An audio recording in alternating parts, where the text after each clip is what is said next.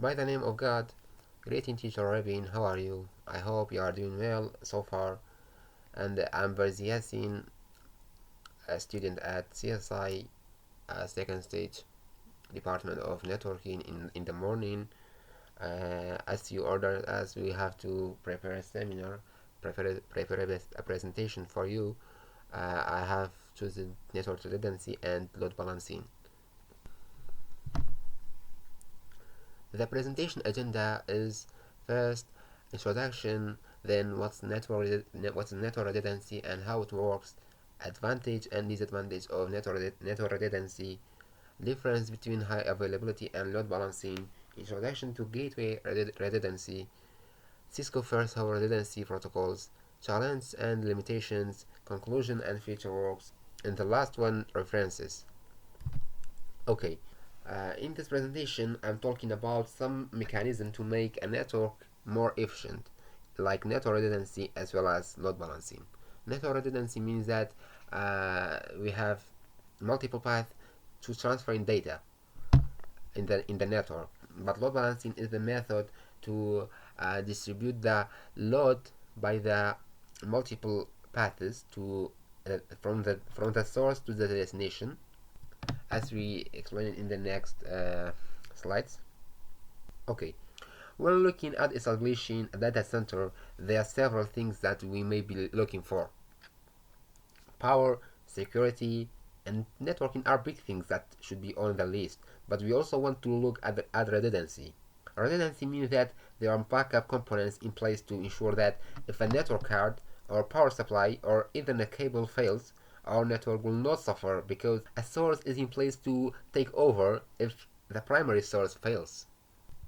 Okay, advantage and disadvantage of network redundancy. Advantage, one of them is high availability. High availability means that we can access the network all of the time, and fault tolerance means that there's a copy of the, for example, router and switch as a backup for the network bad time. And with load balancing, there's less time to transport data. But the disadvantage is increased cost because we use more component like router and switch and cable, physical cable to connect the network. So it's increased cost of our network and require more time to build because I can say all of the components are duplicated, so it needs more time to design and the topology, and it's not easy to implement because it needs an expert in networking to build from the both sides, logical and physical. Okay, differences between high availability and load balancing. High availability describes systems that are enough dependable to operate continuously without failing. But load balancing is the process of spreading or distribute network traffic across multiple servers. Okay, introduction to gateway redundancy. The network in the picture is a fairly simple. There's one computer connected to a switch. In the middle is two multi-layer switch 1 and switch 2, that both have an IP address that could be used as a default gateway for the computer. Behind switch 1 and switch 2, there's a router that's connected to the internet. Which gateway should we configure on the computer? Because it must be one default gateway for the computer. Switch 1 or switch 2?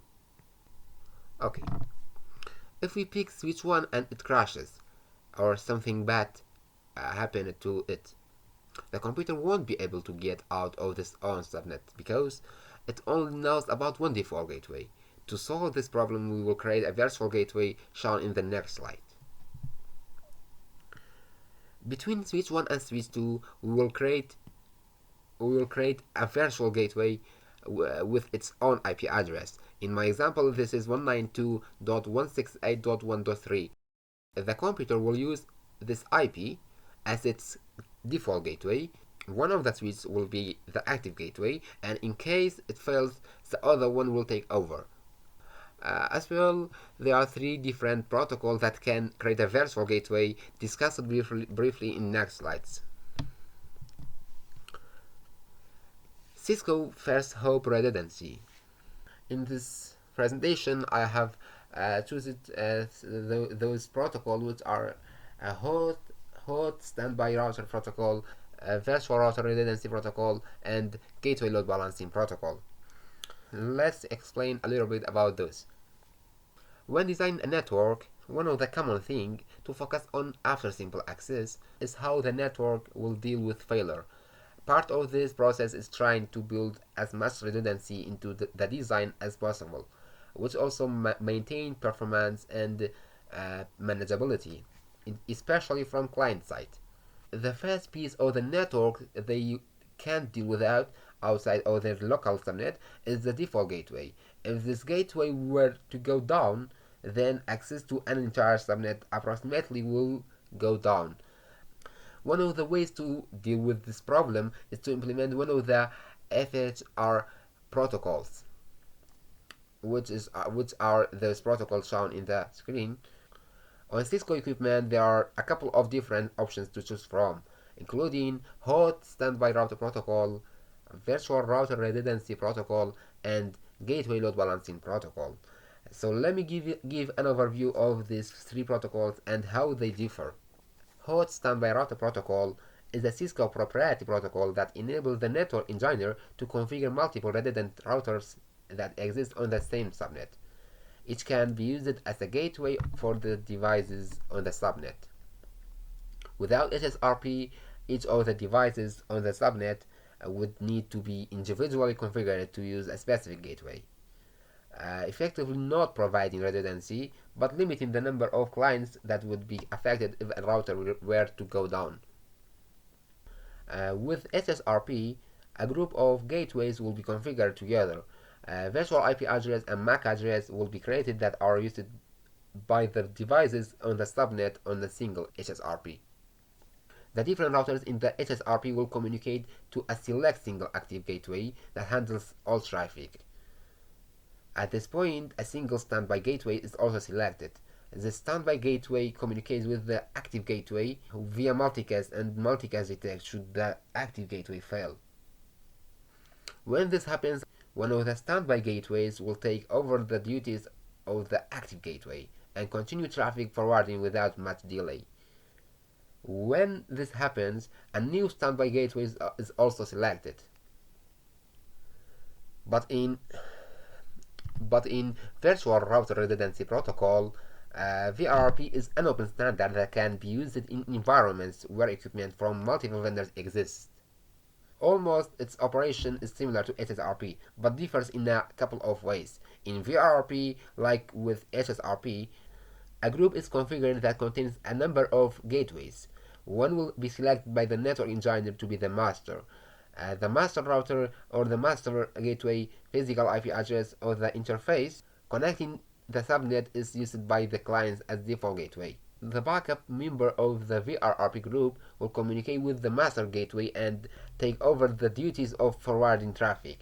Should the master fail, if the master fail, the IP address used always belongs to the master router, which is referred to as the IP address owner. When the master router recovers, it will take back the duties of routing for that IP address. It's possible to have multiple VRRP groups on a single subnet, which can be used to spread the load of the traffic coming off of a subnet. However, this must be done manually at the client location by changing their default gateway addresses. But Gateway Load Balancing Protocol is another Cisco proprietary protocol that can be used for the first hop redundancy. GLBP offers something that the first two does not, dynamic load balancing with GLBP. Unlike HSRP or VRRP, all of the routers that exist within the GLB group are active and are forwarding traffic. When a GLBP group is configured, one of the routers within the group will be elected as the active virtual gateway, abbreviated to AVG. Each of the routers will back up the AVG should it fail. If it fails, the AVG is responsible for assigning virtual MAC address to each of the members of the GLBP group. Each of these members is referred to as an active virtual forwarder, abbreviated to three letters, which is AVF, the first letter of each word. The AVG is responsible for responding to ARP, Address Resolution Protocol requests by subnet devices, and selecting which group's router will handle the traffic. The IP address of the default gateway is the same across all of the subnet devices. This IP address is virtual. When the device ARPs for MAC address, the AVG will respond with one of the virtual MAC address. This way, the AVG is able to control which router will handle the load of each individual subnet device. Let me look closer about GLVP. All devices running GLVP elect on Active Virtual Gateway. There will be only one AVG for a single group running GLVP, but other devices can take over this role if the AVG fails.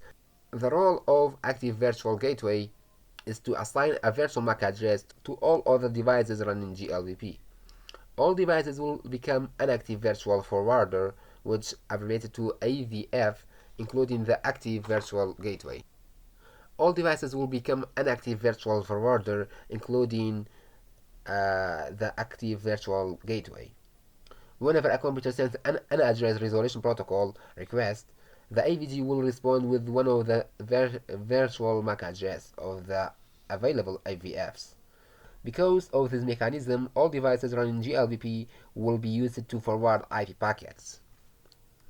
And there are multiple methods for load balancing in GLVP. One of that is round robin and host dependent and weighted. In round robin, the active virtual gateway will hand out the virtual MAC address of AVF1. In the host dependent, a host will be able to use the same virtual MAC address of an AVF as long as it's reachable. But in weighted method, for example, I want to have some active virtual forwarders to forward more traffic than others, we can assign them as different weighted. And my presentation almost done. There's something a little bit to done. Challenge and limitations. There's a lot of information that I have to learn about the subnet mask inconsistent and performance failures while configuring network redundancy, because it requires someone who are least advanced in computer networking, but I'm not right now. So inshallah I will become myself an expert, not advanced, because I like network physically. Inshallah, if God wills. Conclusion and feature work.